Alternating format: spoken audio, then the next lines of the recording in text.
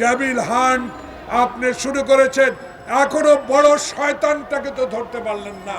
তাই জনগণ বলা শুরু করেছে ডেভিল হান্ট করুন, সাথে সাথে নির্বাচনের তারিখ ঘোষণা করে বাংলাদেশে যে অস্থিতিশীল পরিবেশ আওয়ামী লীগ আবার সৃষ্টি করতে চায়, তার থেকে আপনাদেরকে অনতিবিলম্বে জনপ্রতিনিধি হাতে ক্ষমতা হস্তান্তর করা প্রয়োজন।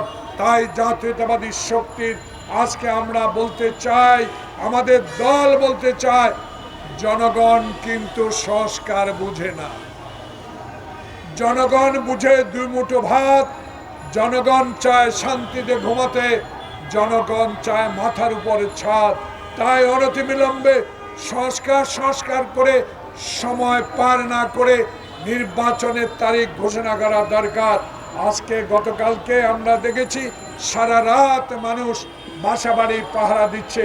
আমি বুঝতে পারি না, এই সরকার তো কোনো দলীয় সরকার নয়। আপনারা তো বুকের সাহস নিয়ে আপনাদেরকে দেশ পরিচালনা করা উচিত।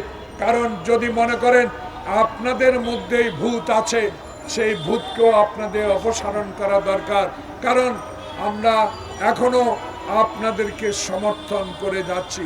বাংলাদেশ জাতীয়তাবাদী দল একটা বৃহত্তম রাজনৈতিক দল, যেই দল এখনো সবুজ ধরে আছে একটি কারণে, আমাদের নেতা তারেক রহমান 16 বছর ধরে আন্দোলন সংগ্রাম শুরু করে তার শেষ ইতি হয়েছে জুলাই আগস্ট।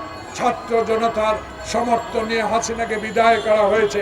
তাই আমার দলের নেতা তারেক রহমান বলেছে ধৈর্য ধরতে হবে। ধৈর্য তো আমরা ধরেই আছি।